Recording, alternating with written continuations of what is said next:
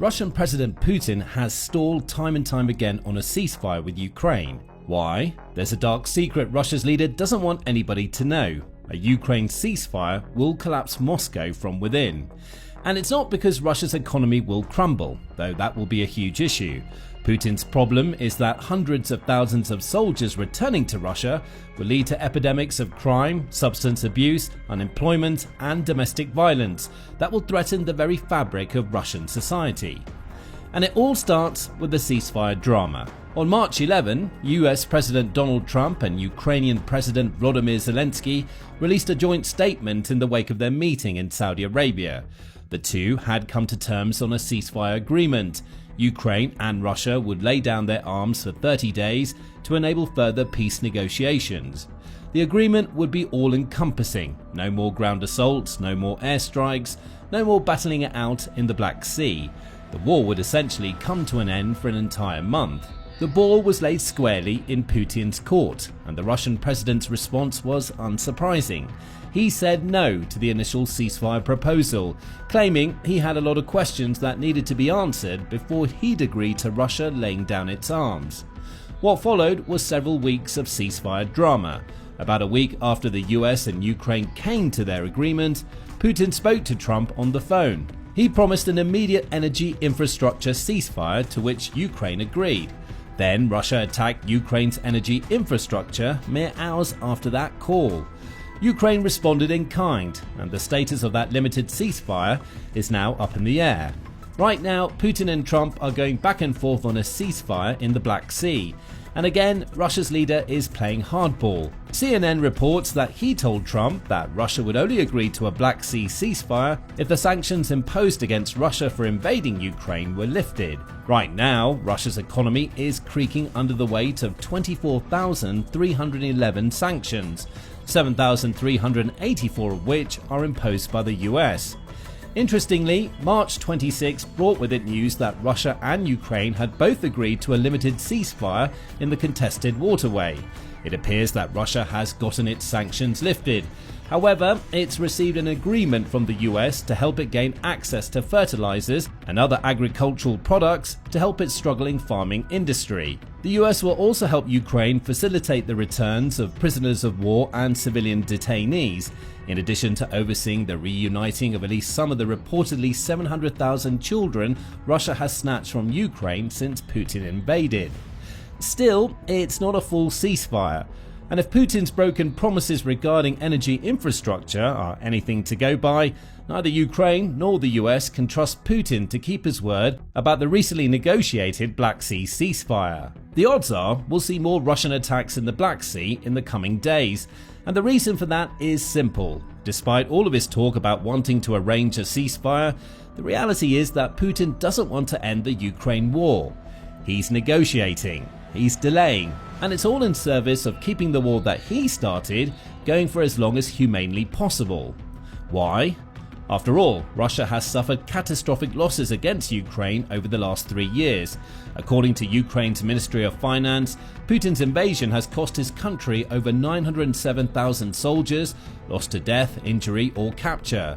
Russia has lost over 10,000 tanks, more than 21,600 armoured fighting vehicles, and scores more equipment, all in return for taking control of just 20% of Ukraine's land. Surely, a ceasefire would give Putin a chance to regroup and either prepare for a renewed assault or finally bring his soldiers back to Russia. It would. But it's the bringing soldiers back to Russia part that's the problem for Putin.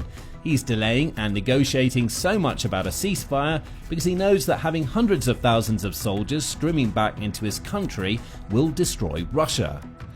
Just how exactly could an end to the Ukraine war, temporary or otherwise, decimate Russia? The answer lies in a March 17 report published by Medusa. It points to a Telegram social media account named Fari Daily, which claims that discussions over a ceasefire agreement are stalling because Putin knows what's coming if Russia's soldiers return home. Domestic challenges will abound. Soldiers struggling with post-traumatic stress disorder or PTSD will come home to a country that offers them no jobs and very little relief from the symptoms associated with their conditions. Crime will rise. Substance abuse will skyrocket. Through it all, Putin will have to deal with an influx of hundreds of thousands of soldiers who have violent tendencies and nowhere to unleash their aggression except against their own people.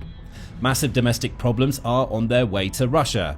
According to Medusa, those problems can be broken into four main categories, starting with increased drug and alcohol abuse. Many returning soldiers are likely to turn to alcohol or drugs to cope with their physical and emotional trauma.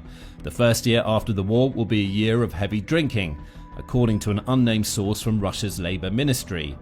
There are already signs that this is becoming a problem, according to the Medusa report.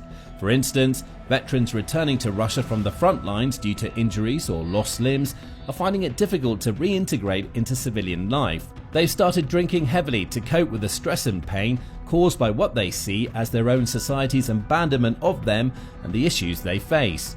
The truth is that drinking has always been a problem for Russia, both within and outside of its military. During the summer of 2023, multiple reports emerged that Russian troops were doing anything they could to mute the horrors of their experiences in the Ukraine war. Radio Free Europe, or RFE, reports that the Russian military was already in the grips of an addiction crisis by June 2023, and Russia's defense ministry was straining under the weight of the problem. The outlet quotes one Russian doctor in the Rostov region as saying, "The defense ministry has a whole department for psychological rehabilitation, but no real work for the large-scale treatment of PTSD is being done. But when a person sees all the horrors and filth of war, limbs ripped off, open wounds, death, a lot of them will try to mute them with drink and drugs. Otherwise, they would just go mad." RFE points out that mephedrone, which is a synthetic amphetamine referred to as salt in Russia, is already becoming a massive problem. Around 50% of patients being admitted to state clinics for addiction use the drug, and it's already making its way into the Russian military. Drug-related cases passing through Russia's military courts were already on the rise in 2023, with 3 convictions in March of that year alone. For context, both 2021 and 2022 saw just 3 convictions across the entire year, with 2020 having 1 drug-related conviction. Drinking is just as much of a problem. In a 2023 piece, The Hill points out that alcohol abuse is rampant in Russian society, with its tendrils extending to engulf senior politicians. Putin himself may not drink, or so he claims, but The Hill says that Kremlin officials have escalated from seeking solace in a glass of vodka to consuming an entire bottle during their working hours. And that's just the people making the decisions while trying to survive as part of Putin's authoritarian regime. The drinking problems run much deeper in Russia's military. Those problems started from the moment Putin's forces invaded, says The Hill. Drunkenness among the rank-and-file soldiers was common, resulting in Russia enforcing a ban on all alcohol sales in many of Ukraine's occupied territories. That only seems to have led to a rise in non-alcoholic drug use, including the previously mentioned salt, along with heroin, cannabis, and other opiates. In Russia itself, drug trafficking is already the second largest crime after theft, with the two being closely linked. Drug abusers will steal to get money to purchase what they need, creating a vicious cycle that's only going to get worse if a ceasefire is announced and thousands of already addicted Russian soldiers come streaming back home. In January 2024, the Moscow Times reported that alcohol dependency rose in Russia for the first time in over a decade. Between 2010 and 2021, the numbers had been declining, seeing a fall in first-time diagnosis of alcohol use disorder drop from 153,900 to 53,300. But in 2022, the number of diagnoses was 54,200. It's not a massive increase over the figures, but it sets a disturbing trend. Russia tried to claim that disruption caused by the COVID-19 pandemic was the cause of the problem, but numbers were still dropping during the height of that pandemic, and they only rose again in the year that Putin chose to invade Ukraine. And they're bound to skyrocket when alcohol and drug-addicted troops start coming back to Russia. The Jamestown Foundation offers its own statistics. It says that alcohol consumption in Russia rose to 2.3 billion litres in 2023. Those sorts of numbers haven't been seen since the tail end of the Soviet era, when Russia's empire was collapsing. That rise in addiction issues has an impact on the second reason why Russia will collapse if Putin agrees to a ceasefire: rampant crime. There are a few factors at play here. As the Jamestown Foundation points out, the 2023 rise in Russian alcohol consumption appears to correlate with a similar increase in violent crime. Russia recorded over 589,000 violent felonies in 2023, which is the highest figure on record since 2011. The foundation quotes Interfax as claiming that the Kremlin is blaming the violent acts on crimes committed by Ukrainian formations on Russian territory. Though, note this claim came over a year before Ukraine actually entered Russia's territory via its Kursk invasion. Medusa highlights the real problem here. The soldiers streaming back into Russia are some of the highest paid regular citizens in the country. Russia is currently spending about 8% of its federal budget on military pay, with soldiers now receiving monthly combat pay of around 200,000 rubles per month. That equates to between $2,000 and $3,000 monthly, which puts the soldiers within the top 15% of earners in the country. That's great for Putin to attract volunteers to his army, dangling a ruble-shaped carrot on the end of a stick, and many can't resist. The problem he faces is that those high-earning soldiers are unlikely to want to take regular lower-paying jobs once they return to Russia, and in the absence of the influx of cash that came from their military service, many of these soldiers, who are already accustomed to using violence to get their way, will resort to crime, and their quality of life will decrease. Medusa says that may lead to them taking out loans en masse, which they'll struggle to repay due to Russia's sky-high interest rates. It's only logical that some of Russia's returning soldiers will turn to crime to put food on the table and in some cases drug and alcohol into their systems. That issue is compounded by another problem. Many of Putin's soldiers are already criminals. In October 2024, Putin signed a law that allows criminal defendants who are on trial or appealing a previous conviction to avoid prosecution by joining the Russian military. They're essentially trading prison time for military service in what can only be seen as a desperate move by Putin to prop up his ailing forces. Russia's initial plans were to recruit 24,000 of its criminals, though a Russian defense military source claimed the number would likely be closer to 60,000. Both were wrong. By January 2025, the Kyiv Independent was reporting that Russia has already brought up to 180,000 convicts into its military, which is about half of the 300,000 to 350,000 prisoners in the country's prison by the end of 2024. And we're likely to see more criminals get recruited. The Moscow Times has reported that the number of individuals signing up for Russia's military has fallen fivefold since mid-2024, dropping from between 200 and 250 per day at that time to just 40 per day by February 2025. That's despite the massive wages and a $19,000 signing bonus being offered to recruits. Think about what all this means for Russia if a ceasefire goes ahead. The country may have to deal with previously non-criminal soldiers turning to violence due to low pay at home, addiction, and possibly the impact of PTSD. It might also have close to 180,000 former criminals, perhaps more if the war drags on, coming back home who are free to commit more crimes because they've exchanged their prison sentences for the time they served in the military. Putin is probably hoping that most of those criminals will end up dead on the Ukrainian battlefield. But the reality is that Russia faces a massive increase in crime as soon as its soldiers return. That brings us to the third problem Putin faces. Even if his returning soldiers are happy to accept much lower wages when they come back home, they may not have many options for work at all. Putin has already tried to mitigate this problem, at least in some areas. Workplaces are now required by law to keep jobs open for some of the Russian soldiers who left work to join the Russian military. That law will cause problems, according to Medusa, because some of Russia's combat veterans could become problem employees due to issues like drug abuse and criminality. The best case scenario is that they'll be paid to just stay away from the workplace, claims an unnamed source from Russia's defense ministry.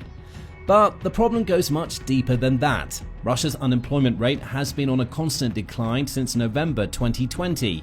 In that month, it was a little over 6%. 4 years later, Russia's unemployment rate, according to Moscow, is a tiny 2.3%. On the surface, that's good news for Russia's economy, with most of its people earning money to spend on goods and services. The problem arises when hundreds of thousands of soldiers stream back into Russia once the Ukraine war ends. Some of them may return to their old jobs, but there'll be many thousands more who discover that Russia's low unemployment rate means that there are basically no jobs to go around. This is already becoming a problem while the war is ongoing. On March 24, the Kyiv Independent reported that Russia's job market has cooled so much in 2025 that the total number of vacancies in the country dropped by 15% during the early part of the year. The total number of vacancies is now just 2.3 million, and there have been drop-offs across the board. The number of accountancy positions available fell by 13.3% in January and February 2025, compared to the same period in 2024. Cashier job availability dropped by 9.1%, with HR specialists seeing a 9.6% decline in job opportunities. It's even worse in Russia's logistics sector, which saw declines of 25%. These are all signs that Russia's employers are cutting down on hiring as the country creaks under the economic strain Putin's invasion has placed upon it. While Russia's leader might be able to claim that jobs are still available in the country's defense industry, that won't be enough. Hundreds of thousands of Russia's soldiers may return to a country in which they can't find work. And as pointed out by the Jamestown Foundation, without work, those soldiers may turn to crime. Which leads to the fourth issue raised by Medusa's report, a rise in domestic violence. Wives in particular will be at high risk of facing violence from men with PTSD, claims the Fari Daily Telegram channel that Medusa quotes. That rise will also be accompanied by an increase in unplanned pregnancies, which is far removed from the steady increase in birth rates Russia is hoping to achieve. Domestic violence is already a problem on both sides of the Ukraine war. In February 2023, The Conversation reported on an October 2022 paper revealing that 25.9% of those who completed a survey likely had PTSD. Compare that to the 3.7% of men and 5.1% of women who have the affliction in the UK, and you can see the difference a war makes. That high PTSD rate seems to correlate with an 8% increase in domestic violence incidents and a 5% rise in forced sexual experiences in Ukraine. It's even worse in Russia. Even before Putin launched his Ukraine invasion, Russia was dealing with a domestic abuse crisis. In 2016 alone, there were 29,470 cases of violent crimes committed against a spouse. Though this number had declined to 14,860 by 2021, that was the year before Russia sent hundreds of thousands of its men into a brutal meat grinder war. Many of those men may return with PTSD, addiction issues, and an inclination toward violence that could lead to criminality, all of which is bad news for the harmonious domestic family units Russia wants to create. The reality is that Russia's domestic violence problems have only increased since the Ukraine war started. That's according to Lilia Vezhevatova, who coordinates the feminist anti-war resistance organization. Because of the war, the level of domestic violence increased, she says. As a rule, people returning from a war zone are very traumatized physically and psychologically. All of this translates into an increase in crimes against women and children in the family. The Barron's Observer points to isolated examples that have already happened. In April 2023, a 44-year-old senior sergeant in the Russian military stabbed his wife to death when he was on leave. August of the same year saw a man in Murmansk hit a woman in the face after asking her if she supported the special military operation. Women are not protected even before the war, says Natalia Baranova, also a feminist anti-war resistant. Now they're in the most vulnerable position and at risk. Violence in society will grow and is already growing. Everyone who returns from the war returns with a crippled psyche, with PTSD. There are risks of facing aggression everywhere, both at home and on the streets of the city. Add a rise in domestic violence to the other growing social issues, and you get a recipe for the collapse of Russian society if Putin agrees to any form of peace in Ukraine.